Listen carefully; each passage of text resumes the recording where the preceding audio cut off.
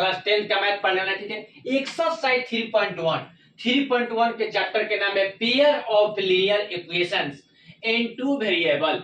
इसका हिंदी होता है बाबू दो चर वाले रैखिक समीकरण युग्म, ठीक है। चलिए बोर्ड पर क्वेश्चन लिखा हुआ है, ठीक है। पहला क्वेश्चन लिखा हुआ है कि आफ्ताब अपनी पुत्री से कहता है कि 7 वर्ष पूर्व मैं तुमसे 7 गुनी आयु का था, अब से 3 वर्ष बाद मैं तुमसे केवल 3 गुनी आयु का रह जाऊंगा, क्या यह मनोरंजक है? इस स्थिति को बीजगणितीय एवं ग्राफीय रूपों में व्यक्त कीजिए, ठीक है। चलिए बनाते हैं। तो देखिए क्या करेंगे कि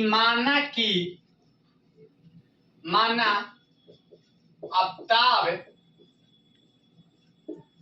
की वर्तमान आयु x वर्ष है, ठीक है, और उसकी पुत्र की वर्तमान आयु क्या है? y वर्ष है। माना कि आफ्ताब की वर्तमान आयु x वर्ष है और उसकी पुत्र की वर्तमान आयु y वर्ष है। अब कह रहा है कि आपको 7 वर्ष पूर्व, लिखेंगे यहां पर कि 7 वर्ष पूर्व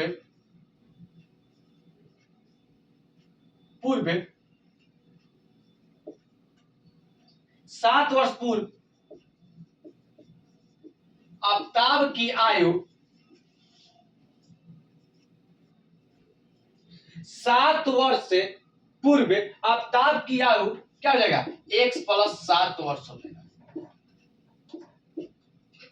x पूर्व है नो, नहीं x + 7 नहीं का x - 7 होगा क्योंकि पूर्व में माइनस होता है, ठीक है बाबू।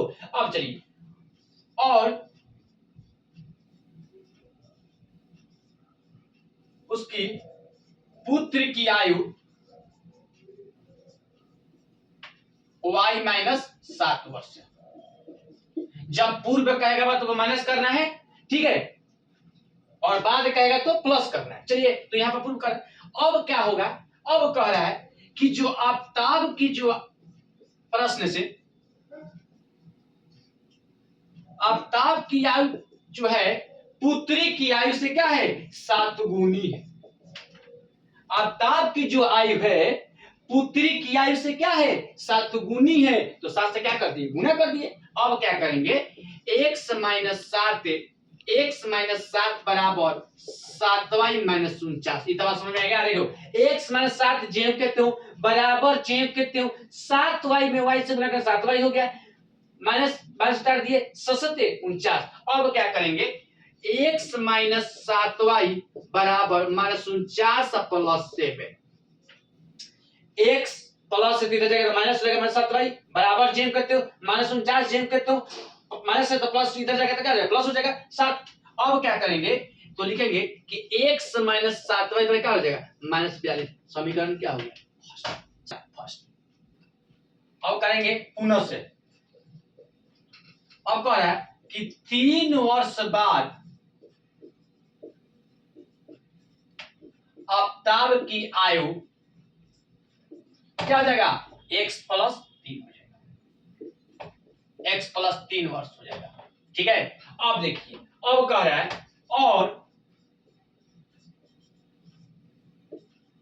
और पुत्री की आयु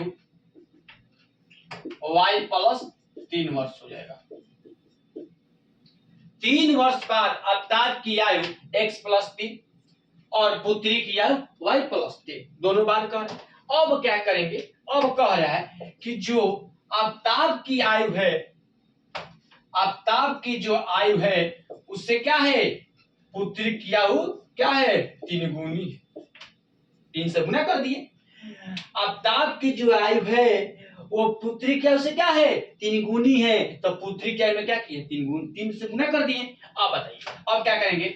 x + 3 जेम करते हैं बराबर जेम करते हैं 3y में गुना y करेंगे तो 3y हो जाएगा, प्लस प्लस जेम करते हैं 3 क्या 9। आप देखिए, अब क्या करेंगे? x - 3y बराबर 9 - 3। x जेम कहते हो प्लस इधर जाएगा तो -3y बराबर जेम कहते हो 9 जेम कहते हो प्लस इधर जाएगा तो क्या आ जाएगा -3। अब क्या करेंगे x माइनस 3y बराबर 6। समीकरण क्या हुआ दूसरा। समीकरण क्या हुआ दूसरा। चलिए अब क्या करेंगे, अब पहला समीकरण लेंगे, समीकरण नंबर फर्स्ट इक्वेशन।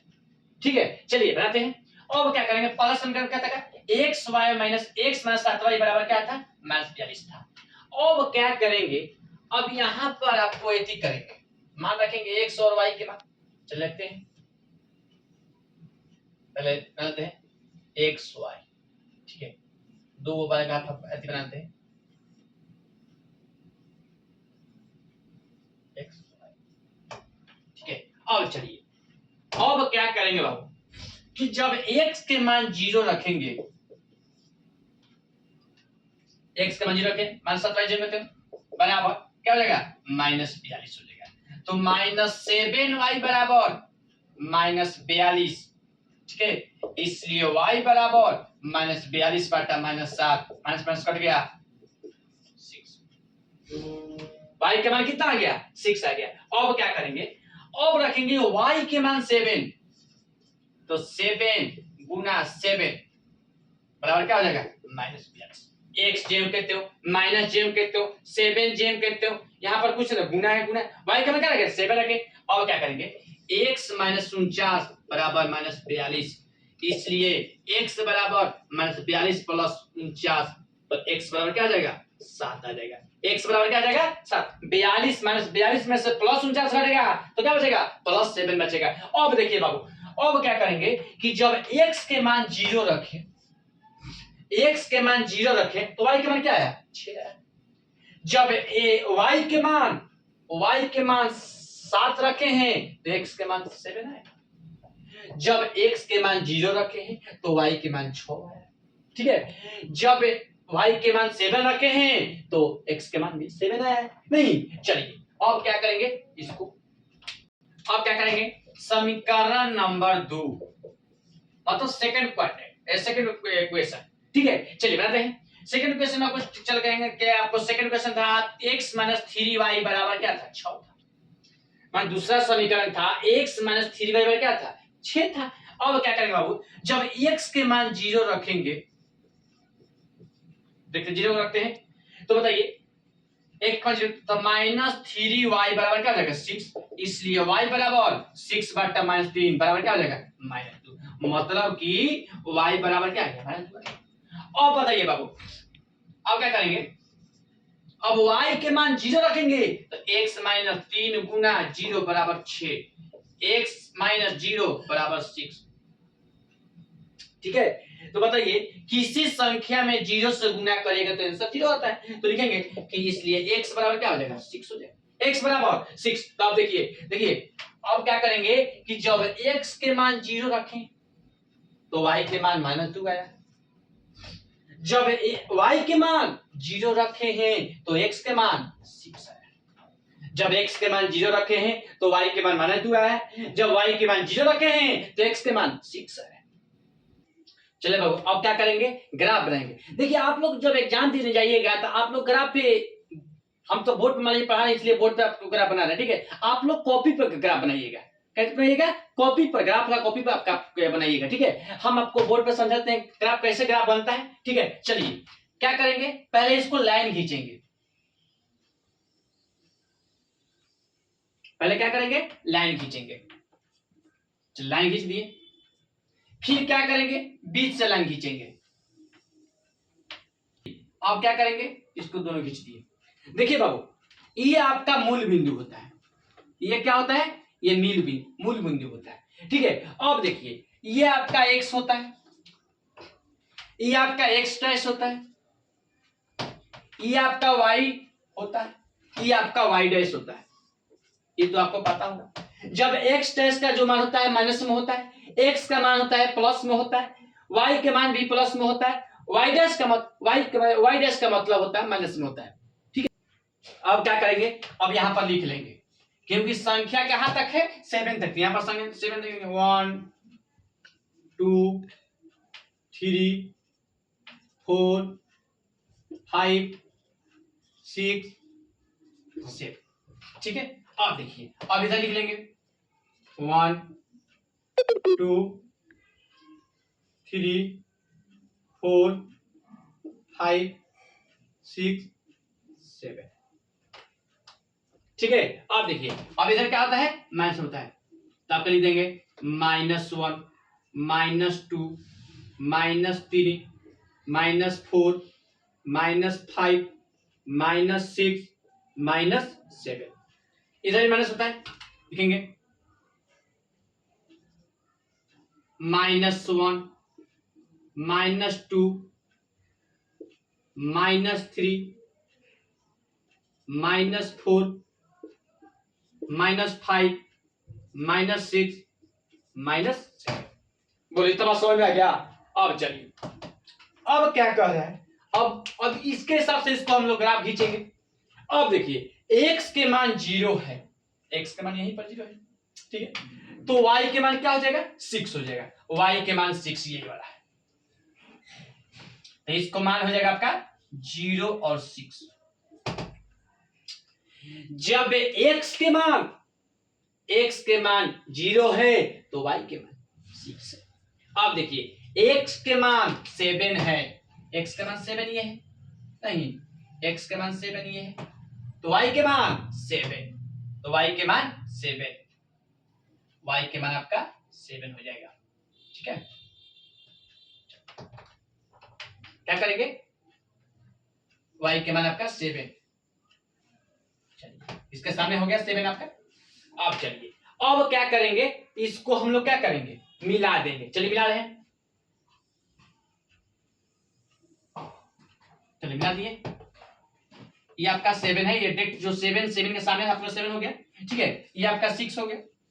x के मान जब 0 है तो y के मान 6 है, x के मान 7 है तो y के मान 7 है, इसके सामने 7 हो गया। ठीक है, अब चलिए अब क्या करेंगे, इसका जो समीकरण का नाम था x - 7y बराबर -42, इसका मान था क्या 7 और 7, ये जो ग्राफ था ये, तो ये आपका हो गया, इसका नाम P रख दो और इसका नाम Q रख दो, नहीं इसका नाम P रख दो, इसका नाम कुछ भी रख सकते हो, P रख दो या Q रख दो। चलो अब देखिए अब क्या करेंगे, अब दूसरा में चलते हैं।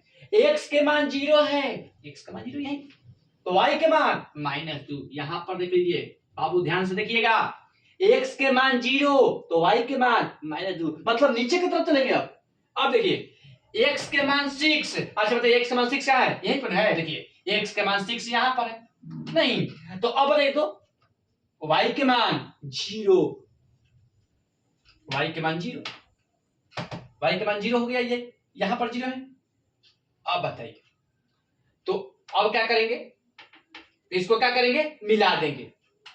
चलिए मिलाते हैं,